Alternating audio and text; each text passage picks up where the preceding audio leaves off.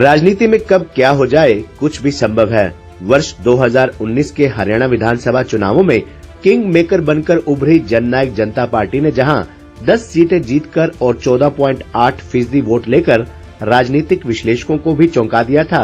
अब इसी वर्ष मई में हुए लोकसभा चुनाव और फिर अक्टूबर में हुए विधानसभा चुनाव में जननायक जनता पार्टी को मिली करारी हार ने भी सबको चौंका दिया है। किसानों की नाराजगी, एक के बाद एक नेताओं का पार्टी को अलविदा कहना इसकी अहम वजह माना जा रहा है।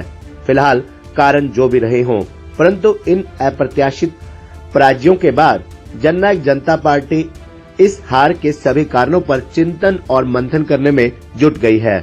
ऐसे में एक बात तो तय है कि अगले 5 वर्षों में दुष्यंत चौटाला, दिग्विजय सिंह चौटाला अपने पिता डॉक्टर अजय सिंह चौटाला के मार्गदर्शन में एक नई ऊर्जा और नए जोश के साथ फिर से पुरानी फॉर्म में आने के लिए जनता के बीच पसीना बहाते नजर आएंगे।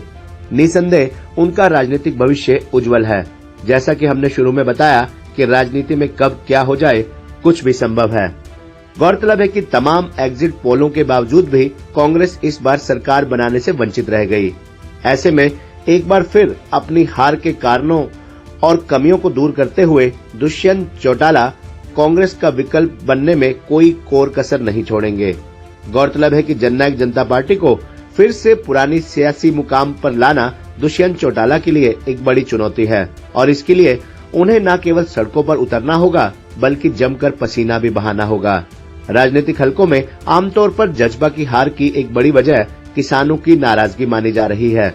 आपको याद होगा कि जब पंजाब और हरियाणा के किसान अपनी मांगों को लेकर सड़कों पर बैठे हुए थे, उस समय भाजपा के साथ गठबंधन की मजबूरी के चलते जजपा उनके समर्थन में नहीं खड़ी हो पाई थी, जिसे लेकर खास तौर पर जाटों में, खापों में जजपा के प्रति नाराजगी थी, जिसका बदला उन्होंने इन चुनावों में लिया। अभी हाल ही में हुए विधानसभा चुनावों में प्रदेश के राजनीतिक दलों के नफा नुकसान का हिसाब किताब लगाया जाए तो सबसे ज्यादा घाटा जननायक जनता पार्टी को हुआ है। इस चुनाव में जजपा एक भी सीट नहीं जीत पाई और उसका वोट प्रतिशत भी काफी नीचे चला गया। हालांकि चुनाव के दौरान जजपा नेता दावा कर रहे थे कि 2019 की तरह इस बार भी सत्ता की चाबी उनके हाथों में आएगी, जिसके चलते दलित वोटों को साथ लेने के लिए उन्होंने चंद्रशेखर की आजाद समाज पार्टी से भी हाथ मिलाया था। हालांकि इस गठबंधन का इन विधानसभा चुनाव परिणामों में जजपा को कोई खास फायदा नहीं हुआ। इसकी मुख्य वजह चुनाव के दौरान जजपा के अधिकतर विधायकों का पार्टी छोड़ना, वहीं किसानों और खापों की नाराजगी ने भी चुनाव परिणाम में अपनी अहम भूमिका निभाई। अब चिंतन और मंथन की बारी है। हालांकि जननायक जनता पार्टी के पास गांव में अच्छा संगठन है और डॉक्टर अजय सिंह चौटाला, दुष्यंत चौटाला जैसे ग्रामीण जन आधार वाले बड़े नेता भी हैं। अब जजपा ने नए सिरे से संगठन को मजबूत करने का काम शुरू कर दिया है। लोकसभा चुनावों के बाद जहां सभी जिलों में जिला अध्यक्ष नियुक्त किए जा रहे हैं, वहीं सभी प्रकोष्ठों का कायाकल्प भी किया जा रहा है। पार्टी का ज्यादातर विधानसभा क्षेत्र में अच्छा खासा संगठन है। चुनाव में हुई हार के कारणों को तलाश कर कार्यकर्ताओं को नए सिरे से खड़ा करने की तैयारी है।